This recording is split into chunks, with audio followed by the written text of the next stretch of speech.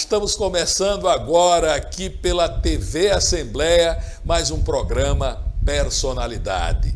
Nossa personalidade de hoje é uma mulher multifacetada, é uma atriz, é uma psicóloga, é uma intérprete, tem várias atividades. Eu estou falando e eu vou dizer como se deve, o nome dela é Gal.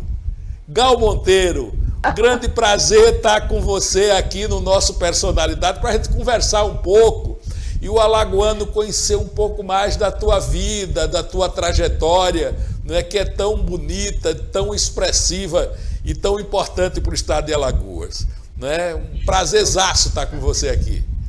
Oi, gente, eu quero dizer que é uma honra, né? Um prazer enorme falar com os seus telespectadores, com você, que é um amigo de tantos anos já, né? Uma pessoa a quem eu acompanho também o trabalho e fico, assim, muito honrada. Só vou corrigir o psicólogo, porque eu só fiz 2 anos, deixei para não ficar mais louca ainda.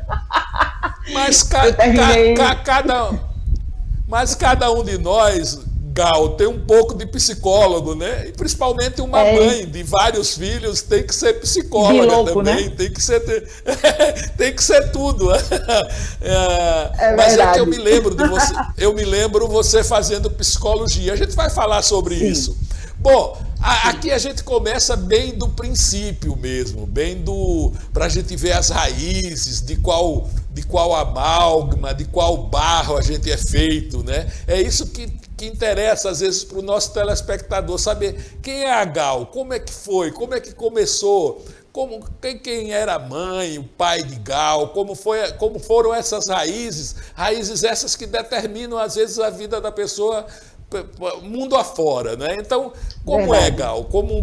Quem são mãe e pai de como foi essa infância, foi aonde, né? Vamos começar por aí. Tem um fato curioso que eu nasci no dia 1º de março, na rua 1º de março, que hoje não é mais a Moreira Lima, né? Mas na época eu fico brincando que foi em homenagem a mim, mas eu já nasci nela, né? Ela já era a 1º de março, no centro da cidade. Meu pai era um homem muito sensível, infelizmente ele se foi, eu tinha só 4 anos, mas eu conheço um pouco da história dele. Ele era um homem que estudou pouco, foi até a 4ª série na época primária, mas era uma pessoa que tinha uma inteligência emocional muito grande, então ele era apaixonado por arte, sobretudo por cinema, né? E organizava as festas de época do bairro, né? O São João, Carnaval, ele era o organizador do bairro do Prado, na época que ele morava lá. Minha mãe já tinha uma outra situação, né? Conseguiu estudar mais, era uma pessoa mais fechada, e a grande arte dela era arte culinária. Ela fez salgados e doces para essa Maceió inteira, né? Numa época que não tinha muitas ofertas desse tipo de serviço, e ela cozinhava maravilhosamente bem, né? Todo mundo que fala nela fala com saudade, inclusive a Nide, nossa companheira jornalista, né? Que um dia nos deu a honra de publicar uma receita que ela fazia muito, que era um pão delicioso, e a Nide me emocionou publicando essa receita da minha mãe. Eu cheguei a comer esse pão. Com certeza. Você, Vinícius Palmeira, né? É verdade. A gente comeu esse pão da dona Dinai, que era realmente fantástico. Um primor. Como a gente diz, matuto, especial de seda, né? Ou especial de seda. E era mesmo. Bom, mas vamos lá, vamos tocando. Então, como foi essa convivência aí? Tiveram quantos filhos? Como é que foi? Pronto, minha mãe, na verdade, teve 6 filhos, né? Mas como era muito fácil, naquela época, as mulheres perderem seus bebês, que eles se pariam em casa, então minha mãe perdeu 4 antes, depois teve meu irmão, e os outros todos homens. Eu fui a 6ª filha e única mulher da história. E cá estou, a caçulinha. E aí, como foi, Gal, essa convivência em casa? Você já disse que foi primeiro na rua 1º de Março, né? Sim, 1º eu de nasci. Março. E onde você nasceu. Mas depois vocês. Que eu já lhe conheci ali no bairro do Prado, na rua Xavier de Brito. Então, Nós quando é que vocês foram para lá? Bom, quando meu pai faleceu, porque eles trabalhavam ali na frente, no comércio, né, na casa, eles vendiam queijo e manteiga do sertão e também funcionava uma lanchonete para os comerciários ali todos, né? Então, quando meu pai morreu, ficou meio difícil para minha mãe tocar sozinha, porque ela fazia também os doces, salgados. E aí nós nos mudamos para o Prado, para Xavier de Brito. Eu acho que eu tinha uns 5 para 6 anos. E quando ele faleceu, eu tinha 4 anos. Então, logo depois, nos mudamos para lá, para Xavier de Brito, no Prado. Pertinho de vocês, e lá né? ficar. Eu era na Rodrigues Alves, né? E lá ficaram um tempo, né? Como foi esse tempo aí, não é? Como foi essa? Como você disse que o único irmão que vingou, digamos assim, era 10 anos mais velho que você. Quase 10 então anos. vocês conviveram juntos ainda ou ele já estava? Como é que foi essa convivência, mãe, filha e filho? Como é que se dava ela? Ela acho que era muito respeitosa, né? Muito carinhosa, só que assim, a diferença entre mim e meu irmão fazia com que ele funcionasse um pouco como um pai, né? Ele era uma pessoa bastante severa, e aí ele funcionava na ausência do pai, ele era o único homem da casa, então isso automaticamente, no nosso tipo de sociedade, funciona meio assim, né? Ele virou mais pai do que irmão, ele que via as questões de disciplina, né, via as notas no colégio, então ele sempre cuidava disso, e a minha mãe dava todo o aval, porque ela trabalhava muito, e também havia essa história de as mães terem medo do que ia acontecer com suas filhas mulheres quando não tinha mais o marido, né? Aquela sensação de que alguma coisa havia se perdido na segurança, então acho que ela tinha muito medo de que acontecesse alguma coisa, filha mulher, e aí eu era muito protegida, demais até. Mas sim. Fala. Não, eu ia falar fala. que nós tínhamos uma vizinhança maravilhosa, né? Dos quais eu tenho muitos amigos ainda que não moram mais lá, mas somos amigos ainda. Né? E a gente era uma vizinhança festeira, a gente sempre organizava o São João, né? As quadrilhas da Xavier de Brito quase sempre eram campeãs lá na Praça da Faculdade, né? Com o professor Pedro Teixeira ali também, que morava perto da gente. E, assim, todas as festas, tudo a gente se reunia. Futebol, para quem gostava, era motivo, sempre precisava só de um pretexto para que a mamãe fizesse as comidas, né? E a mamãe fez todos os bolos de casamento das moças da vizinhança, das mais velhas que a gente, né, que estavam por ali, bolo de casamento, batizado dos filhos, e era sempre ela que fazia. Chegou meu companheiro aqui de tudo, tá vendo aqui atrás? Chegou e saiu. Ele passou, ele não chegou, passou. Uma rápida interferência. Gal, e estudar? Como foi o ABC, as primeiras letras? Você lembra disso? Professores, aquele que estimula, aquele que você guarda na memória. Como foi isso? Como foi essa parte da sua vida? Acho que foi um momento muito bonito, porque eu não era aquela CDF, né? Mas eu era muito inquieta por dentro. Eu ficava prestando atenção, curiosíssima. E até hoje eu tenho lembranças vivas, por exemplo, da irmã Celeste, irmã Ione, que foi do Colégio São José, onde eu estudei, né, por 10 anos seguidos, e irmã Helena, que me ensinou no pré-primário. Então, tem imagens que me vêm à cabeça muito nítidas, outras fogem, lógico, mas eu gostava muito daquele ambiente, né, e eu gostava também de infringir algumas normas. Lembro que um dia me juntei com Marta Arruda, que todos conhecem, a grande artista Marta Arruda, né? E fomos para o andar, estou revelando isso publicamente agora, né? Para o andar em que as irmãs dormiam, porque a gente queria descobrir o que a irmã tinha, como era o cabelo dela embaixo do véu. E aí ficamos escondidas, aí uma irmã foi fazer a cesta, tirou o véu, e o cabelo era curtinho, então nós descemos desembaladas ali pela rampa, anunciando que a gente descobriu que a irmã tinha os cabelos curtos. Pura traquinagem, né? Uma das traquinagens. Era muito bom. E isso deu suspensão, porque na época tudo era suspensão, né? Não, essa não deu porque elas não descobriram. Mas teve uma que deu, que foi o seguinte: uma amiga nossa, o namorado foi à porta do colégio, que era muito rígido, e deu um beijo na nossa amiga, de despedida, e foi embora. Quando nós começamos a aula de ciências com a irmã Celeste, ela disse: vocês venham comunicar que a Gorete está suspensa, e eu gostaria de... Aí eu levantei o dedo. Irmã, mas por quê? Como foi que ela fez demais? Não vi nenhum problema.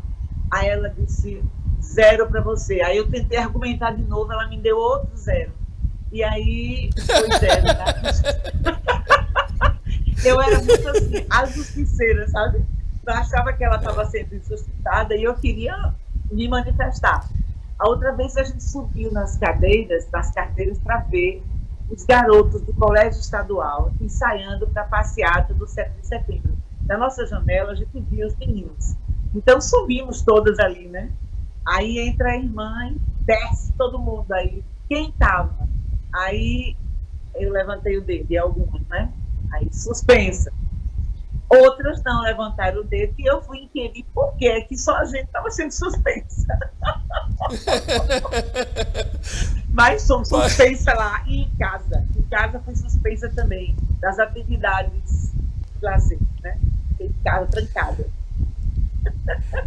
Gal, aí passa para uma outra parte da tua vida que eu posso falar porque eu te conheço bem, então algumas partes eu conheço bem, outras nem tanto, mas a sua militância de igreja, né, que parece ela assim foi muito importante para você, não é? A militância dentro da igreja, com vários conhecidos, amigos nossos que militavam com você nos movimentos eclesiais. Chamava assim, movimentos eclesiais de base, parece, era uma coisa assim.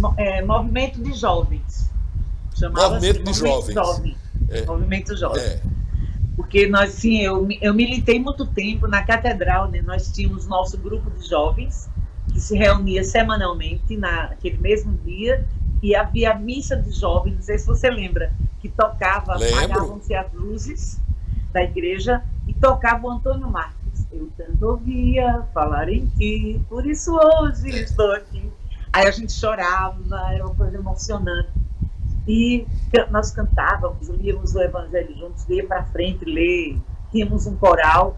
É uma coisa que não tenho hoje, nenhuma igreja mais, mas eu não me arrependo em nada desse momento da minha vida, porque eu acho que eu conheci tanta gente legal, né, tantos valores que a gente trocou ali. Até hoje, como você disse, a gente conhece amigos, companheiros que depois foram militar na política e que são companheiros nossos de colégio e tudo. E, assim, eu acho que é um momento para gravar para sempre, sabe? Eu acho que foi um momento muito importante.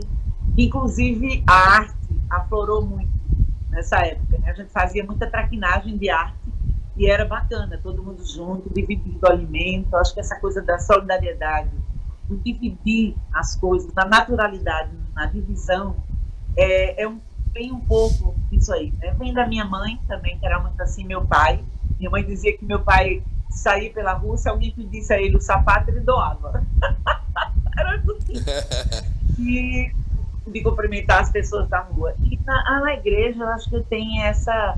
É porque os realmente cristãos, eu respeito qualquer crença, mas acho que muita gente que fala muito hoje em ser cristão, em militar nessa área, desconhece o verdadeiro sentido do cristianismo, né? Da ideia de comuna, né, do que a gente troca, do que a gente vive junto. Mas foi muito bom. Só saudade. É verdade. Agora, inclusive, Gal, essa militância de igreja, que eu me lembro muito bem, embora a minha família fosse espírita, mas eu ia muito à missa. Minha mãe nunca me policiou nesse sentido. Então, eu frequentava, eu ia à missa dos jovens. Se eu não me engano, algumas delas eram rezadas pelo Frei Fulgêncio, não, Frei... Então, era um Frei careca. Do Capuchinho, o né? era do Capuchinho. Da igreja e a missa do jovem era o Padre Celso, era o Padre Celso, que inclusive Padre me Celso, casou, né? Isso. Foi me casar. Isso. Eu me lembro também que as igrejas, por algum momento da vida brasileira, elas abrigavam as ideias progressistas também, né?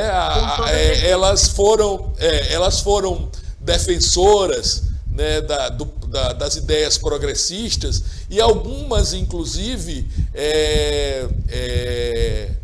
fizeram parte, inclusive, de abrigar os refugiados políticos. É o caso da Madre Zeli, né? Isso. Então, esse sentido dessa político, digamos assim, do ponto de vista mais translato, mais... Né? Ele já estava presente amplo, na sua militância dessa época, além da parte espiritual, mas esse sentido que você fala de comuna, não é, que a igreja trazia, sim, que a Confederação dos Bispos, como era isso, que essa relação na igreja? Paulinho, a minha referência, né, quando a gente sentava para conversar sobre o Evangelho, era essa ideia realmente de comunidade. Sempre me impressionou muito o que Jesus Cristo, para quem depende da forma como você o vê, mas a história conta que ele sentava, né, com seus apóstolos, falava para as multidões e dividia um pouquinho de pão, um pouquinho de peixe para um monte de gente. Então isso me marcou bastante. Era essa ideia que eu tinha. E quando alguma coisa saía desse raciocínio, eu sempre me rebelava. Eu era realmente olhada, às vezes, como aquela que cria polêmicas. Tinha esse negócio também, né? Mas, no futuro, a gente teve um outro exemplo que, quer dizer, ela já era assim, só que eu não era do meu tempo, era anterior. Madre Zeli, que era diretora da escola de serviço social, né, que não era ainda da Universidade Federal de Alagoas, ela abrigou ali naquela escola estavam fugindo da ditadura militar. Muita gente boa foi abrigada pela Madre Zeli e a homenageou. Durante sempre que se falava nela, essas pessoas homenageavam, como, por exemplo, o Zé Nascimento, que foi nosso colega de serviço social, né? E era um militante, um profissional maravilhoso, um ser humano iluminado, e ele sempre se referia a ela. Então, acho que a minha vida toda, mesmo depois que eu saí da militância da igreja, esse referencial ficou. Né? A referência da igreja, como qualquer outra que você vive muito novinho, acho que não sai da sua cabeça, para o bem ou para mal. Para mim foi muito bom, porque eu acho que talvez eu filtrei o que há de melhor, porque hoje, quando eu vejo as igrejas se posicionando contra o Evangelho, então isso me choca. Então significa o quê? Que alguma coisa ficou no meu juízo, né, daquelas boas referências. Isso. Gal, aí vamos partir para aí você saiu... igreja e o ensino, digamos, saiu do São José e foi para o ensino que a gente chamava naquela época o científico, né? Fazer o científico, né? Que a gente o primeiro, o segundo e o terceiro ano científicos. E você fez esse período onde? Eu estudei no Marista, porque meu irmão era professor do Marista e eu não tenho muita certeza, mas acho que eu fui com uma bolsa, porque o Marista era para pessoas de maior poder aquisitivo, obviamente, né? E como eu fui, eu me sentia meio diferenciada, assim, meio no início, meio tímida, porque era um ambiente de pessoas mais abastadas, lógico, isso aí era normal para aquela realidade. E com o tempo, eu fui sendo aceita e aceitando. Isso foi um exercício muito interessante, porque às vezes a gente está entre os diferentes e a gente ou se retrai ou discrimina, né?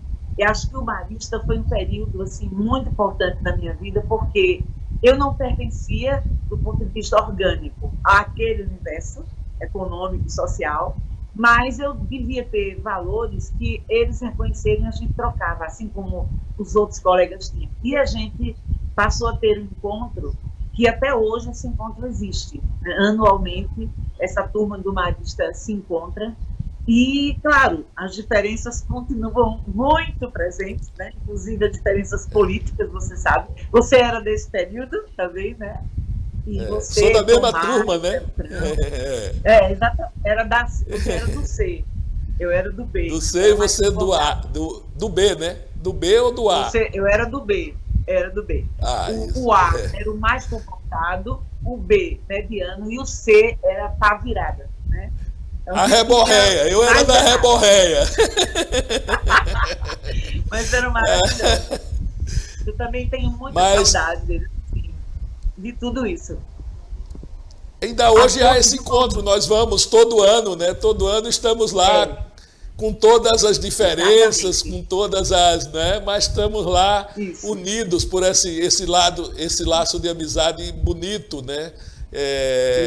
Proporcionado pelo Mauro Vasconcelos, né? Que estimula essa festa, é como se fosse uma coisa da vida dele, né? E é da nossa vida também, ainda hoje faz parte da... Obrigado, Mauro, por nos proporcionar esse encontro anual, né? Que nunca falhou um ano. Se juntou ao Gersinho, né? Por exemplo, né? O Gerson, isso. Vilmar, Gelson, muito amigos. É verdade, é verdade. Bom, mas dali se sai para fazer faculdade. E o que é que você fez? Sim. Qual a sua primeira tentativa de formação? Foi a psicologia ou já foi o serviço social? Como foi? Não, foi o serviço social, porque na época a UFAL não tinha jornalismo. Eu sempre me identifiquei, eu brincava de apresentadora, né? Eu morei a partir dos 5, 6 anos em frente à casa da Floraci Cavalcante, que já era um ícone da rádio, né? E eu brincava com as filhas dela, eu era um pouco mais velha, mas a gente ainda brincava. Ela tem três filhas, tinha 3 filhas meninas, e a gente brincava, e a mãe dela, a mãe da Floraci, Dona Joaninha, dizia para mim, porque ela sabia que eu gostava de brincar de apresentadora, que um dia eu iria substituir a Floraci Cavalcante. Graças a Deus, eu não substituí. Quando fui trabalhar na difusora, eu e a Flora nos tornamos colegas, né? Ela era diretora da Rádio Difusora e a gente trabalhou junta. Eu disse até isso para ela, né? Não, ainda bem que eu não substituí, até hoje a Flora está na ativa e ela foi, sem dúvida nenhuma, referencial. Eu sempre eu participava do programa dela, escrevia carta assim, para ganhar coisas, e ganhei ferro elétrico, ganhei uma cadeira para minha mãe, essas coisas. Mas não, quando eu cheguei aos 17 anos, não tinha jornalismo para fazer, né? Aí eu fiquei horas olhando aquela lista ali no espaço cultural e fiquei entre letras e serviço social. Falei, meu Deus, porque eu gostava muito de sociologia, aí optei pelo serviço social, fiz vestibular, passei e tal. Quando eu estava já no final, aí eu fiz psicologia, né? Eu tinha, na época, um namorado que escandalizou a família, você conhece também, nosso companheiro do Marista, né? Geraldo Alô. Ele fazia engenharia e largou a engenharia porque se apaixonou pela psicologia. Então foi um escândalo, né? Todo mundo achava que, claro, engenharia dá mais status, aquela coisa toda, mas ele é um apaixonado. E aí nós fizemos juntos psicologia e passamos assim, colados, em 2 lugares. Eu passei em primeiro lugar e ele passou em segundo, juntos. Mas eu fiz só até o 2º ano, achei que era muito conteúdo, eu era muito inquieta, achei que eu ia ficar muito perturbada com aquilo tudo, que eu acho lindíssimo, respeito profundamente. E ele seguiu, né? Ele terminou, hoje é professor, né, nessa área. E aí, finalmente, chegou o jornalismo. Aí eu fiz outro vestibular, porque eu era tão desligada que eu não sabia que podia fazer aquele negócio, como chama, Paulinha? Você passa... Reopção. Reopção. Eu tão desligada que eu fiz outro vestibular, né? Aí passei para jornalismo e aí fui cursar jornalismo, larguei psicologia, né? E jornalismo eu terminei, fui até o fim. Inclusive nós fizemos o nosso TCC juntos, eu, você e Lúcia Rocha. Verdade. Sobre o Nelson da Rabeca, né? E assim. Foi uma coisa que eu me orgulho bastante, Gal, e é bom até a gente registrar porque foi a primeira referência pública que o Nelson teve, assim, né? A primeira visibilidade pública, porque ele era conhecido, como a gente diz, nas internas, né? Pelos apaixonados, como Ranilson França, como o doutor Gustavo, não é? Mas eu tenho muito prazer de ter feito esse trabalho que até hoje eu não tenho nenhuma cópia, chama Árvores que Viram Música, né? Árvores que Viram Música, era lindo. Nosso trabalho consistia de um vídeo que nós produzimos, uma matéria que saiu, de uma matéria de capa inteira na tribuna de Alagoas, né? E a nossa intenção era fazer um CD, mas aí não deu, né? Não deu tempo de fazer. É verdade. Mas foi muito bom, e depois daquilo, né, essa visibilidade permitiu que fosse criado um movimento, depois pela Catarina, pelo SESC, o movimento de amigos do Nelson, que realmente conseguiu dar esse movimento do SESC deu uma mudada na vida dele, na história dele, né, na história. Muito bacana, certeza. Eu me lembro muito daquelas nossas viagens. Aquilo ali, Paulinho, foi uma coisa muito emocionante. Eu encontrei a Catarina uma das ruas de Jaraguá, durante o Reviva Jaraguá, aquele, né, maravilhoso momento que aconteceu, certo? Acho que também na sua gestão, não sei, no Reviva Jaraguá, na Fundação de Cultura. E aí, ela estava procurando por mim, porque ela soube do nosso trabalho, e eu soube que ela, pelo SESC, através dela, estava procurando fazer alguma coisa, porque o Nelson tinha adoecido, né? Ficou de cama, sem poder fazer rabecas. Você até conseguiu algumas cestas básicas, né? Durante a gestão, levou para ele. A gente estava ainda terminando o trabalho. E aí a Catarina, a gente se encontrou assim, na rua, e a gente se falou, e as duas começaram a chorar, porque era uma linda coincidência. E aí a gente sentou, conversou, e aí foi nascendo o movimento Amigos do Nelson, que a gente conseguiu quadros para leiloar, né? E saiu, e eu lembro muito bem, a verba era para o Nelson construir aquela famosa casa que ele dizia que, Paulo, que lembro dele dizendo, tem na gravação, Paulo, eu não tenho nenhuma casa decente para receber vocês, meus amigos. Lembra disso? Ele falava. Lembro disso. E ele conseguiu 17 mil, não sei o que, 17 mil, e comprou essa casa. Né? Ele acabou viajando com o SESC, pelo Sonora Brasil, acho por aí. Pronto. E aí eu cheguei, e você acha que também foi, lógico, a casa dele, nova, né? A casarão danado, Marechal Deodoro. E como você, também ganhei uma rabeca dele. Fiquei assim, encantada, não sabia o que dizer. E com aquele presente tão simbólico. Maravilhoso. É verdade. E o nosso mestre se foi, né? Fiquei triste, mas sabendo que ele deve estar em boa companhia lá, com os bons, deve estar com os bons lá. Não com certeza. Aos 50 anos, começar uma outra história, né? É impressionante. É sinal que a gente pode, né? Que a cada momento se pode começar uma nova história, né? Gal, aí veja bem, aí tem a militância, esse sentido de justiça seu que você disse que capturou lá atrás, que sempre teve ele, isso é flagrante em você. A gente percebe muito essa sua indignação, não é, contra qualquer pessoa que é injustiçada, e aqui eu quero render assim uma homenagem pessoal, que você em várias vezes assim foi em minha defesa pessoal, não é assim, por achar que eu estava sendo injustiçado, né? Algumas vezes, né? Quando a FUNTED foi extinta, né? Quando a FUNTED foi extinta, você estava lá, né? Que eu estava à frente da FUNTED, e também num episódio com um amigo outro que a gente teve lá, que amigo nosso, né, que me fez uma crítica pública, você saiu em defesa. Então esse seu espírito da justiça, não é, ele sempre teve presente. Como isso lhe pilotou durante a vida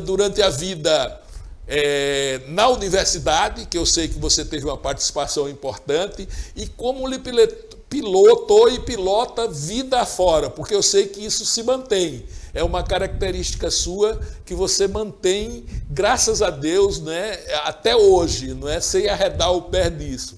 Como é que foi que você conseguiu transitar e se pilotar nesse rumo, o rumo da justiça, né, o rumo de defender os excluídos, não é? Eu acho que vem isso da igreja também, é um monte de coisa, mas faz um resumo de como isso foi na tua vida e como foi essa tua militância aí de universidade como assistente social, como líder sindical, como líder de mulheres. Como é que foi isso? Acho que, Paulinho, são tantas coisas aí que assim, eu tenho até que dividir na minha cabeça. Na universidade, a gente militou nos diretórios acadêmicos, tanto de serviço social quanto de comunicação, e depois no Diretório Central dos Estudantes, né, com o Tomás Beltrão, era presidente dessa gestão, e a gente foi assim, uma experiência maravilhosa. Acho que foi um ensaio para a vida, porque a partir daí eu sempre considerei que estar na rua, lutando por alguma coisa, era o natural, né? Era o que cabia a qualquer cidadão que se entendesse minimamente cidadão, que se importasse com a vida de todos, né? Com a comunidade, com o coletivo. E aí eu fui militar na associação, depois no sindicato dos assistentes sociais, que a gente criou.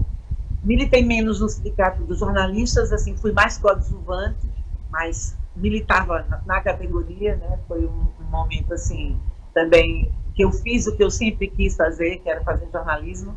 Mas como assistente social, a gente teve experiências maravilhosas nessa militância, inclusive os companheiros, né, como Súlio Bandeira, o próprio Tomás, Noraci Pedrosa, né, de saudosíssima memória, e tantos outros que eu não vou... Jared, Viana, tanta gente boa, que a gente ia para a rua junto. E, por exemplo, na greve geral de, acho que foi 96, não sei se você lembra, a gente estava andando na rua querendo chegar ao palácio e sempre a polícia nos bloqueava em alguma esquina.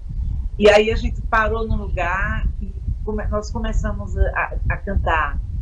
Não, aí pegaram, prender Ticianelli e mais algum, era vereador na época, né? Foram presos ali, Cláudio Honor, eu acho, era outro, e a gente começou a gritar, vamos cantar o hino nacional, e meti um beliscão no cara do BOPE. Eu estava com tanta raiva que eu não podia chegar onde a gente queria, que na hora do hino nacional, aí dei-lhe o beliscão e virei para frente e ele procurou quem era, nunca achou, né? Sei que meus óculos escuros foram bater longe com aquela bagunça, aquela coisa que se estabeleceu ali. E a gente voltou para o sindicato dos bancários, onde era o nosso QG, né?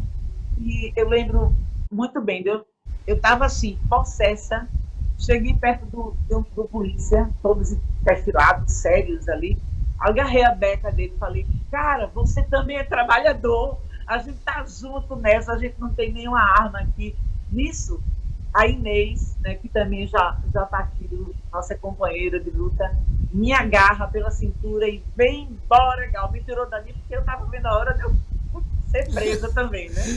E eu entrei chorando no sindicato, porque eu achava um absurdo, eu não conseguia, na nossa ingenuidade, né, entender como é que um companheiro, que era um trabalhador, os policiais são trabalhadores, né, pagos pela coletividade, estava ali disposto a meter o cacete se a gente saísse do trilho.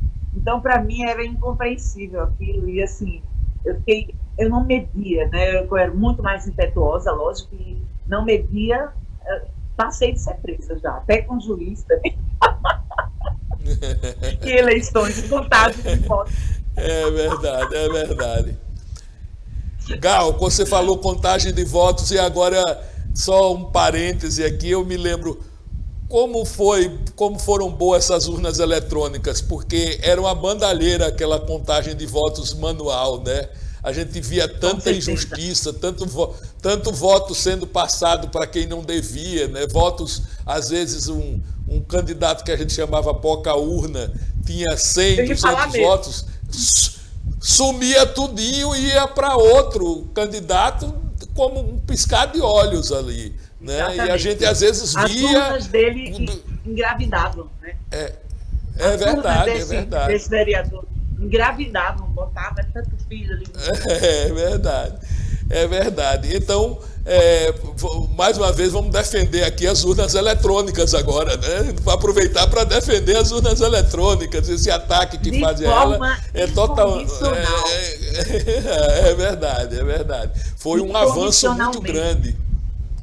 Avanço muito grande. A gente já teve, né, Paulinho, nesses anos, nesses 4 últimos anos, muito retrocesso no país, né? Politicamente, socialmente, e tantos outros aspectos.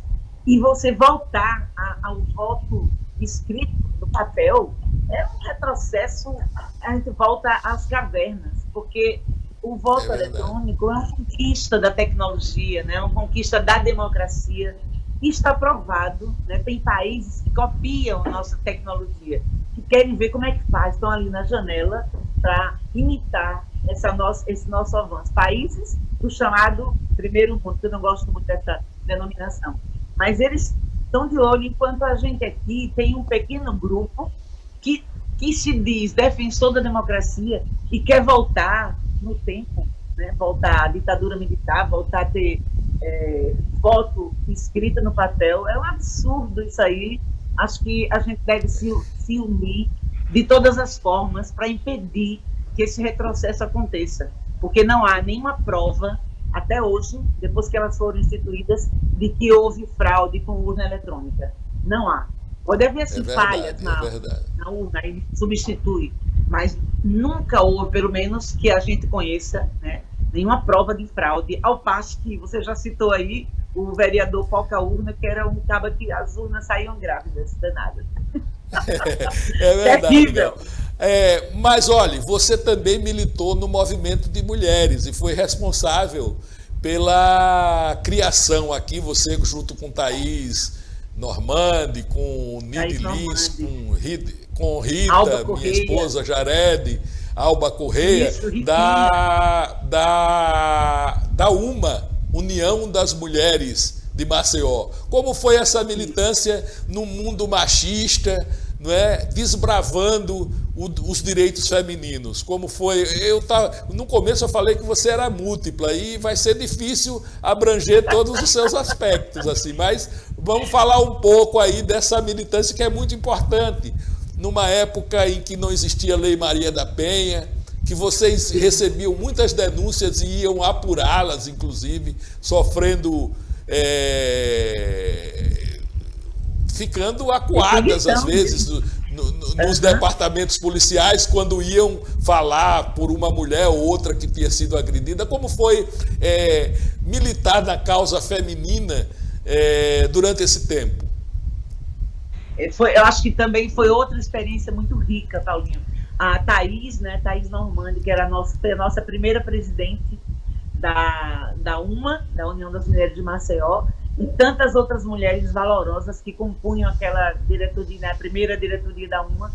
E assim a gente conseguiu mergulhar um bocado nesse universo da mulher que ao mesmo tempo é tão bonito, tão mágico, tão cheio de cores e, por outro lado, também tão sombrio, né? Porque ainda hoje, né, passados tantos anos, ainda hoje as mulheres são mortas, ainda hoje as mulheres sofrem assédio sexual, assédio moral. A luta, parece que a gente está começando de novo. Eu sinto hoje como se eu estivesse voltando a uma, né? achava naquela época que precisávamos de mais espaço, e a gente continua achando, é porque a luta não foi boa? Não, não é. A luta foi boa, ela vingou, né? ela teve ressonância, mas acontece que esse é o tipo de problema que ele é tão estrutural, né? Como tantos outros, como o machismo, o racismo, todos esses ismos ridículos são tão estruturais que a gente precisa, não é só mudar as leis, né? É um trabalho de mudança da cabeça, de espírito, né? De toda uma concepção política do mundo, da vida, de si mesmo. E, sobretudo, a gente sempre colocou isso bem claro, que as mulheres não estavam lutando contra os homens, mas a gente gostaria de tê-los ao lado, né? Porque não há sociedade democrata, não há nada de bom, não há sociedade que possa dar bons frutos em que a mulher não seja reconhecida como parceira, né, como parte dela. Então, homens e mulheres marchando na mesma estrada, cada um com a sua... Somos diferentes, ainda bem, né, que somos diferentes, porque é bom assim, porque essas diferenças fazem a gente crescer mutuamente. E a gente está caminhando em paralelo, né, e os homens ainda estamos falando para eles, né, para vocês, que nós precisamos que vocês assumam. Aí vai dizer, não é meu lugar de fala. Tá, essa coisa do lugar de fala existe, né? Lógico, nenhuma pessoa pode falar com tanta propriedade sobre a dor da mulher quanto a mulher. Mas isso não impede que a gente tenha parceiros, né? Que a gente tenha irmãos nessa luta. Assim como a luta dos nossos irmãos negros, né? Claro que só o negro sabe narrar com propriedade tudo que sofre de uma sociedade racista. Mas a gente pode e deve estar atenta, né? Nosso discurso deve ter, a gente deve ter uma escuta ativa para que a gente compreenda esses lados todos e possa falar com alguma propriedade, né? Sem falar bobagem, abandonando os antigos vícios que são culturais, né? A gente vem com eles, assim, mas a gente tem que se dispor a abandoná-los. E é assim que a gente constrói um espaço no mundo melhor para todo mundo. Um espaço aqui, na casa, na cidade, no país, em qualquer lugar. Acho que é assim. Gal, muito bem, muito bem. Eu acho que eu vou ter que reivindicar do nosso diretor lá da TV Assembleia um tempo a mais para o nosso programa hoje, porque é impossível conversar com você só em 1 hora, porque conversando com a Gal, a gente está conversando com várias mulheres, né? É uma mulher com várias facetas, vários caminhos, não é?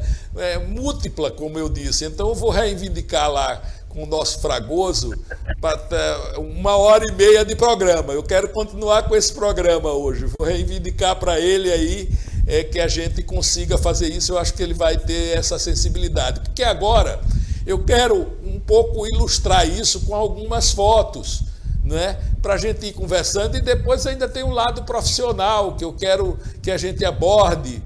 E antes do profissional, tem o lado atriz, tem o lado cantora, intérprete, né, coralista. Então são muitas Gals, né? Então a gente tem que... Não estou entrevistando uma mulher só. Eu não estou entrevistando só uma mulher, uma única, estou entrevistando várias mulheres ao mesmo tempo. Então vamos rodar aí umas fotos e você vai nos ajudando rapidamente, sem se deter muito, a não ser naquela que você queira se deter mesmo, mas para a gente dar uma ilustrada nisso tudo que a gente falou até agora, aí, desde a tua família até esse teu lado profissional, o lado das lutas. Renê, solta as fotos aí para a gente, para Gal. Aí, ó. Eles aí são meus avós maternos com a minha mãe de lacinho, assim, na cabeça. Esse lação é a minha mãe, aí do lado deles. Uma foto muito antiga que a gente recuperou agora. Esses aí são meus avós maternos, todos os irmãos da minha mãe e todos os filhos desses irmãos, né? Os primos todos, e eu estou ali atrás. Está difícil de me ver, estou com esse vestidinho curto aí na frente, aliás, estou na frente. Essa aqui, junto dessa pessoa, desse menininho. Esse é meu pai. esse lindão aí, né? Meu pai que fazia... É um gato. Um gato. Um gatão. Diga aí. Na época, eu acho que era um pão, né? Não era um gato, era um pão. Fulano era um pão, né? É um pão. Chegou a ser um chuchu, um biju, né? Chuchu biju, né? E um pão. Na nossa época, mais Roberto Carlos era um pão. Biju é mais para trás. É bem mais para trás. Vamos lá. Olha ele aí, todo elegante. Essa aí é minha mãe, criança, com o lacinho na cabeça. Também uma foto que eu tenho muito carinho por ela, recuperei há pouco. Aí os dois, ó, até um acidente rasgou. São os dois, aí, já casados, recém-casados, minha mãe e meu pai. Essa mulher lindona também, que era Dona Diná. Que conhecia sua mãe e seu pai também, né, Paulo? Sim. Olha, essa aí é antológica, da Praça Deodoro, né? Meu pai, minha mãe, eu no colo e meu irmão. Meu único irmão. Nós quatro na Praça Deodoro, perto da estátua do Marechal Deodoro, que até hoje está lá, né? Aí, meu filho, eles estavam namorando. Essa aí é a Praça Montepio dos Artistas. Veja como era linda. Hoje está tão abandonada, mas era uma belíssima praça pelas fotos que vê. Os dois namorando. E atrás dessa foto tem uma dedicatória assim. Eu e Diná no nosso namoro de brigas. Meu pai botou. Aí a nossa equipe... Que lindo! Não, como é? Diz de novo. Eu e Diná... É algo assim, para Diná... No nosso namoro de brigas... Namoro de brigas. Acho que eles eram muito... sagitarianos. Aí, esse anterior é a nossa equipe do Vida de Artista, quando a gente entrevistou o Paulinho Mosca, para a TV Educativa. Aí estou ali com as meninas que eram estagiárias, as queridíssimas. E aí é uma cena do estúdio na TV Educativa também, gravando Vida de Artista. Aí, menina, isso aí é o coral, na Rádio Educativa, no Vida de Artista da rádio, o coral da Escola de Cegos, Ciro Acioli, que cantou lá, assim, eu até mandei para você, de arrepiar. E aí outros convidados que estavam. Você vê, tudo isso aí era convidado. Além do coral tinha que às vezes vai uma multidão e eu acho que não tem que dizer não, entra, vamos entrando e aí acaba coração de mãe, sabe? Pronto, aí ó, essas figuras maravilhosas. Me ajuda aí, Paulo. Solange, né? Aí, só volta aquela lá. Rogério. Solange, Rogério. É isso. Vamos lá, para frente. E aí, mais convidados. São vários programas diferentes, né? Que a gente sempre. Vamos eu gosto passando de mais, quando acaba. Pode passar. Aí é outro momento. Eu estou declamando do teatro lá do Sesc, na confraria Nós Poetas.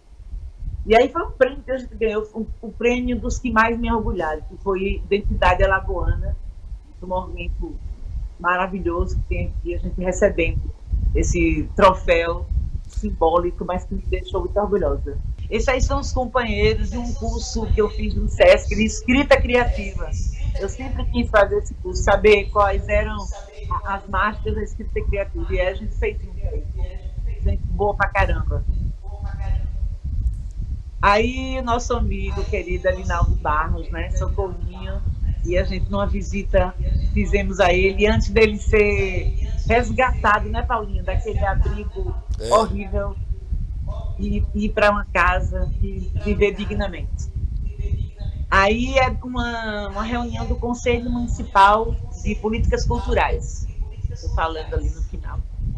Aí a gente militando na greve dos jornalistas, eu estava lá apoiando. Aí, nos Colégio Marista, eu, Alexandre e Sônia, duas amigas inseparáveis, que até hoje a gente se fala. Aí, ó, olha como eu estou bem acompanhada. Na quarta Flimar, né, a Feira Literária de Marechal Deodoro, que é número 4. Aí, deixa eu ver. Meus sobrinhos, com a filhinha deles e a minha sobrinha, meus queridos sobrinhos. Aí a gente gravando, durante a pandemia, gravando um vídeo do Coretfal do Natal para os nossos queridos fãs, né? Aqueles que acompanham o trabalho da gente. Aí também no estúdio da Educativa, Vida de Artista, ó, só gente boa. Galera que estava nesse dia. Esse aí, Paulinho, é um grupo que você conhece, talvez, não sei se você viu pessoalmente, o Caçou Mas no Manga, que era um grupo comigo, Jorge Barbosa. A gente está aí cantando na final do festival no Sesc. Do Sesc, não. Da UFAL. Festival Universitário. Universitário, exatamente. Falei Sesc que estava aqui. Aí sou eu na casa de um querido amigo, Benedito Pontes. Eu mando um beijão para ele. Aí com os nossos em Recife, no curso de pós-graduação em gestão cultural, os companheiros. Aí, ó, quem está em um show que a gente fez. Aliás, eu e o Chico apresentamos esse show travestidos, né? Eu de Sinatra, ele de Edith Piaf. Eu de Sinatra. Aí a gente, com o Jorge Benjó, no Maceió Verão, né, aquele fantástico festival que trouxe tanta gente boa para cá. Aqui no mesmo teatro, Vida Lira, fazendo ali, ó, tá atrás da gente, mais umas pessoas que eu não estou identificando aqui. Lúcia Rocha. Aí, antigo, uma apresentação com a Kundera, eu e a Kundera, é lá em Kundera. Aí, Paulinho, lembra dessa? João Amazonas, lembro. Eu no meio, porque eu fui convidada para cantar o hino nacional, e aí vestida com a roupa que a Peró de Andrade fez para mim. Aí, momento ímpar, Teatro Deodoro. Aí no carnaval, na casa do Benedito Pontes também, vestida para matar. Aí com o Coretfal, no espetáculo 45 anos, Canto Tempo, nós fizemos. Aí num recital, lá no... O que foi isso aí? Não me lembro agora o local, mas era um recital, a gente estava falando. Aí com a Quintela, Lúcia Rocha, a gente fez aquele vídeo, né? Sobre a vida dela, Aquarelas, concorrendo a prêmio do Coretfal, no espetáculo Baiano 2, Teatro Deodoro. Saudosíssimo. Tá bom, eu acho que é foto para danar. Foto para danar. Já deu para dar uma ilustrada.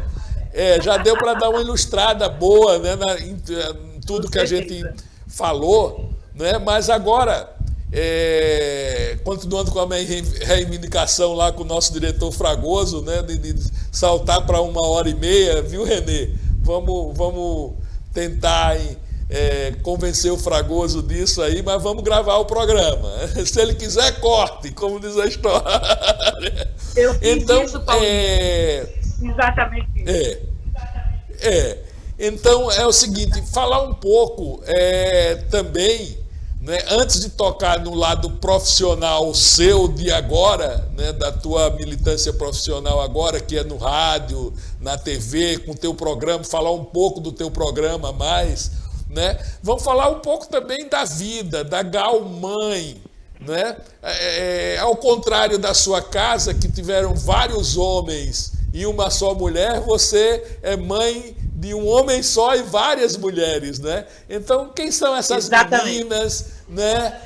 Uma delas nos ajudou mandar um beijo para ela, para a Dália, que é uma pessoa da comunicação também, tem um canal no YouTube muito legal, procura lá, só é procurar Dália. Bebeto e Dalita. Isso, procura lá que você vai achar um trabalho muito legal da Dália, que é a jornalista. Então, mas são várias meninas. Então, fala um pouco de ser mãe, das paixões, né, dos companheiros, né? Você falou muito aí do Sebage, do Jorge, que hoje é conhecido como Sebage, é muito meu amigo, também militou comigo lá na comunicação, no CA de Comunicação, no PCdoB, não é? Então, fala um pouco dessa tua vida aí, do fato de ser mãe, não é? De lutar muito também, um lado mulher que é muito importante, esse lado da maternidade, como conduzir isso. Uhum. A minha vida, digamos, né, amorosa, é um pouco controversa para alguns, né? Porque foge um pouco da caixinha. Mas, assim, eu queria registrar primeiro o meu casamento oficial, que aconteceu com o Jorge Barbosa. Você estava lá. O Jorge Barbosa é jornalista, é artista, cantor, compositor. E a gente casou com meus... Era o que eu sempre quis. De vestida de cigana embaixo no pé de pitomba, numa fazenda. Né? Você estava lá. E tinha muitos comunistas companheiros lá assistindo ao casamento. Então, esse foi, digamos, o pontapé inicial, né? Nós temos uma filha, a mais velha, Flávia Isadora, que é jornalista também. Atualmente está morando no Rio. Depois vem a Ludmila, que também é jornalista, está morando na Itália. Depois vem a Dália, que terminou publicidade e propaganda, está aqui ainda, mas com certeza vai bater asas. E o último é o único homem que você falou, né, Hermano, que está ainda estudando ciência da computação. Ser mãe nesse universo tão diferenciado, porque os meus filhos são filhos de pais diferentes, né? E isso, para eles, que eu me lembro, nunca foi assim, um problema. Eu sempre deixei claro isso. E eles convivem como todo irmão, brigam, se abraçam, como se fossem irmãos normais, entre aspas, né? De pai e mãe. Não são apenas meio-irmãos. E, assim, é muito difícil educar, porque os filhos não vêm com uma bula, né? Com uma recomendação por escrito de como educar. Eu acho dificílimo educar, porque a gente não sabe nada, a gente é jogado numa sala escura para desempenhar um papel que a gente não estudou, né? A gente teve informações sobre, mas eram informações assim: menina brinca de boneca, menina veste rosa. Isso não é, né? E essas informações eu sempre me rebelei. Quando eu tive mais mulheres inicialmente, e aí eu sempre queria dar a elas brinquedos que não fossem caracteristicamente femininos. Então eu dava trenzinho, carro de bombeiro, boneca também, mas misturava tudo, porque eu queria fazer alguma coisa diferente. Você fica naquela ânsia de fazer algo diferente do que foi a sua educação. Não há nenhuma crítica aos pais, eles deram o que podiam dar, né? O que estava ao alcance de cada um, como a gente faz. Mas aí você fica querendo acertar, aí você erra pra caramba, né? E vai. E aí eu acho que foi isso, né? Eu nunca falei para ninguém fazer curso nenhum, mas as duas mais velhas seguiram, né? Fizeram jornalismo. E eu fiquei, ao contrário do que muita gente diz, eu ia dizer para meus filhos não fazer jornalismo. Eu falei, de jeito nenhum. Fiquei muito orgulhosa quando eu vi, né? E aí a terceira é também artista, né? A terceira, Dália, é atriz e mexe muito com essa parte de artes cênicas e é muito talentosa. Todas três gostam de arte. O Hermano é mais da tecnologia, que é o único menino. Mas eu fico muito feliz de ter, inclusive a mais velha, como ele disse, eu vi numa entrevista que eu fiz com você, que você me entrevistou há muito tempo atrás, eu dizendo, né, que a Flavinha ganhou o prêmio de melhor atriz no Festival Estudantil de Teatro há muito tempo. E aí eu disse, porque eu tinha visto ela dançando balé, eu disse, meu Deus, que desgraça, não é a dela essa. Aí fiquei quietinha. Aí ela falou, mãe, você pode me tirar desse negócio que eu não gosto. Eu falei, graças a Deus. E aí quando ela foi pro teatro, eu aqui no palco, eu falei, aí tá certo. Ela tem talento para isso aí. Então, cada um teve muita liberdade. Você teve no teatro, né? Você teve no teatro também como intérprete no Coretifal, mas no TUA, no Teatro Universitário, né?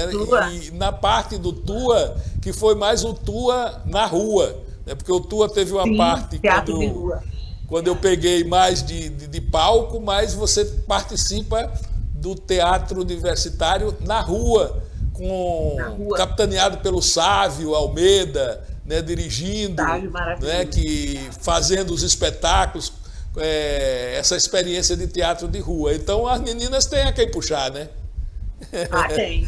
As meninas inclusive a mais velha, ela estava na barriga em 2 espetáculos, né? Um foi o Espírito do Palhaço Político, que fez Riacho Doce nas ruas, e o outro era como era, Paulinho, aquele que falava do movimento da ONG? Eu esqueci o nome agora do espetáculo, foi no Teatro de Arena, que a gente encenou. Eu estava com 7 meses de gravidez e estava lá no palco. Minha mãe assistindo, morrendo de medo que eu tivesse... E Jorge também, Jorge, além de jornalista, fez teatro comigo no Ponto de Partida, né? O espetáculo do Guarnieri sobre a morte do Vladimir Herzog. Então é uma família de artistas. É verdade. Gal, agora vamos direto assim para a tua vida, porque a gente já está também, que daqui a pouco a gente estoura 1h30 que eu quero fazer o programa, viu, Renê? Vamos fazer ele 1h30, vai me pilotando aí, que eu converso com o Fragoso depois, para a gente arrumar lá na programação. Porque em televisão é assim, ou é 1 hora, ou é 1h30, ou é 2, né? Porque, ou 1h15, né? Os tempos são repartidos dessa forma, né? Não dá para ter um intermediário. Renê, me diz aí depois quanto tempo a gente vai, para a gente pilotar em 1h30 o programa. Então, olha, vamos agora partir para o Vida de Artista, né? Que é um programa que se mantém há muito tempo, não é? E que você toca ele com maestria. Já fui entrevistado, já disse poesia lá, né? Me lembro, logo no começo, dissemos o Tio Tonho, várias poesias do Tio Tonho lá. Então, fala como é essa experiência, como é conduzir um programa. Diz aí há quanto tempo, que eu nem me lembro, assim. Eu sei que faz bastante tempo. Só eu estou há 22 anos apresentando o Vida de Artista na Rádio Educativa. A gente começou, ele era gravado e era um artista só. Aí, com o tempo, eu fui ficando inquieta e querendo trazer mais artistas. E hoje, né, antes da pandemia, a gente entrevistava vários artistas ao mesmo tempo. E eu fiz o que você fez agora, entrevistando o secretário de Cultura, Eduardo Bonfim, à época. Eu comecei a falar e era ao vivo. Eu disse, diretor, nós vamos passar do tempo, porque o assunto está bom. E eu fiquei assim, esperando a bordoada, mas não aconteceu nada. O diretor entendeu e a gente passou de 2 horas, quando o programa era 1 hora. Enfim. Então, o Vida de Artista, eu acho que é uma experiência, talvez a experiência mais rica da minha vida profissional, né? Porque, além de ser um trabalho, você ganha por isso, é um trabalho, você tem um prazer enorme, né? Você sabe que você faz uma coisa, a gente faz coisas parecidas, de conhecer tantos talentos de Alagoas, do Brasil, do mundo, e ter ali, né, conversando com a gente, dividindo esse espaço e fazendo com que um organismo público de comunicação cumpra a sua função, que é levar essa informação cultural de forma ampla e também abrir espaços para que outros artistas de toda parte venham mostrar o seu trabalho. Então, eu me sinto assim muito gratificada e faria tudo de novo. Eu comecei como voluntária, né? Passei 5 anos como voluntária e depois eu fiz concurso, entrei para TV e Rádio Educativa e estou até hoje lá. Mas o Vida de Artista existia antes de você? Sim, ninguém sabe ao certo quantos anos ele tem, porque ele foi apresentado inicialmente pela Graça Tenório, mas ainda numa situação assim, muito precária. Depois dela veio o Ricardo Mota e depois o Macri. Então eu assumi, na sequência, a convite do Macri e aí fiquei até hoje, né? Eu tenho uma tempo nessa função. E tem o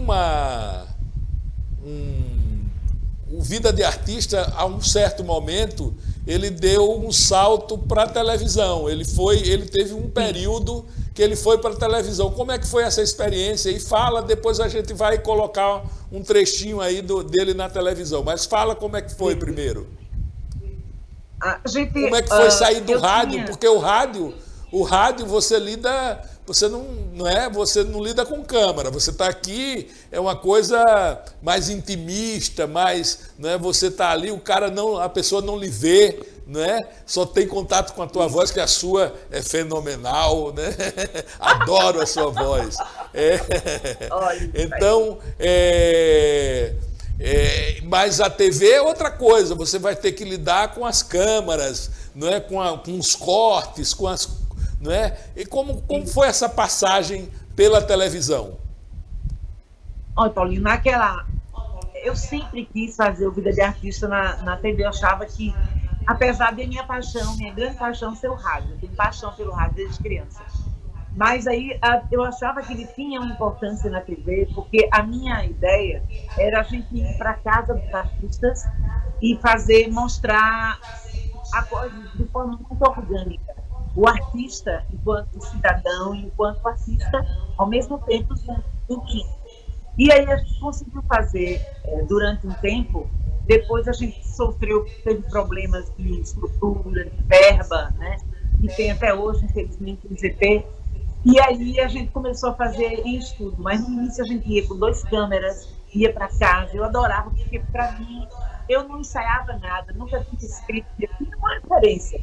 Porque para mim eu queria que fosse aquilo, natural, sentar com você e falar de você. Assim, como se eu tivesse, eu até falo no programa da rádio, que era como sentar na cozinha da casa para tomar um café. Essa sempre foi a minha ideia de programa. Eu nunca fiz aquela coisa empolada, postada, sabe assim. Não falo, não mudo nada da minha voz, da minha forma de ser, é isso mesmo. E a TV lhe desnudava, né? Eu ficava bem nervosa porque você se via ali, mas aí eu tentava esquecer que tinha alguém registrando aquilo e me concentrava sempre no artista, na pessoa com quem eu estava conversando e nas coisas. E aí, né, dava para sair natural. Nós ficamos 5 anos no ar, até que os problemas estruturais, né, da rede pública, infelizmente, nos tiraram do ar, mas a gente ainda tem esperança de que isso retome. A gente tem, inclusive, um convite durante a pandemia para fazer uma reapresentação dos programas, né, dos que já estão gravados. Mas acabou que, por problemas meus, pessoais, não deu certo, mas eu espero que agora, no nosso retorno, que a gente está para retornar, que a gente possa também retornar com ele na TV e na rádio. Eu estou com muita saudade dos artistas, porque assim, eles diziam que era a segunda casa, porque eu gosto disso, você se sentir bem na minha casa, na minha própria casa. E a TV e a rádio são públicas, é de nós todos. E é isso que eu queria, você chegar sem bater, entrar, sentar e dar o seu recado. Bota água no feijão, né? Como diz a história. Isso. Bota mais água no feijão e dá para todo mundo. Chegou mais né? um ali. Chegou mais um, né?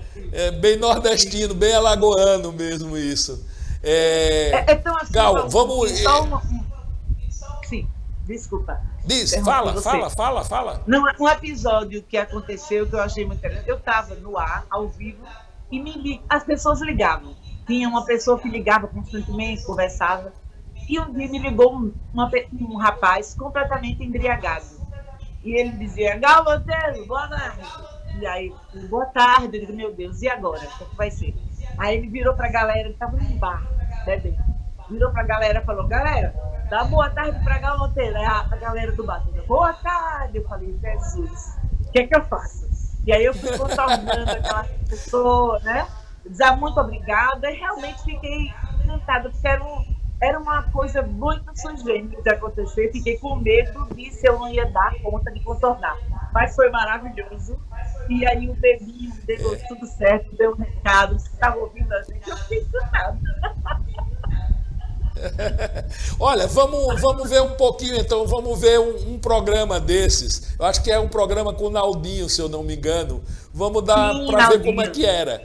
Como é que foi essa parte, essa etapa do programa na TV. Vamos lá, Renê, vamos rodar um pouco aí.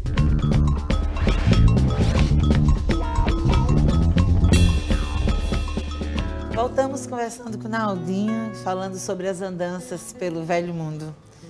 Naldinho, você já falamos um bocado sobre o que aconteceu, né, os planos, e eu sei que você está de malas arrumadas, como eu falei no início, para uma próxima turnê, um contato. O que vai acontecer dessa vez? Em Roterdã de novo, né? Eu vou a Roterdã. Mas assim, vai acontecer agora a partir do dia 28, em Toulouse, um congresso sobre... Na França, sobre a América Latina. Os aspectos culturais, sociais, políticos. E eu enviei o meu trabalho musical para o comitê de organização desse congresso. É o 6º CEISAL, e um Congresso Internacional sobre a América Latina. E o trabalho foi contemplado e eu vou tocar na Universidade de Toulouse, dentro do congresso, né, das atividades culturais do congresso. E uma professora de dança francesa, ela ouviu o meu repertório e vai improvisar coreografias durante o concerto. Interessante. E aí, aproveitando essa minha ida, então eu entrei em contato com o Manuel, com o Grupo J, e aí vou fazer o mesmo... vou fazer o mesmo percurso, aproveitando esses momentos lá. E além disso, em Toulouse eu vou tocar em outros ambientes também. Tem uma produtora que está cuidando lá, inclusive é brasileira, Paula Duarte. Falando em tocar, vamos ouvir mais uma. Isso. Tá, eu vou fazer uma canção que é de um paraibano, Escurinho, mas que eu toquei lá em Roterdã e vou tocar agora, que tem um ícone, né, alagoano nessa música. Chama-se Zumbi. Vamos lá.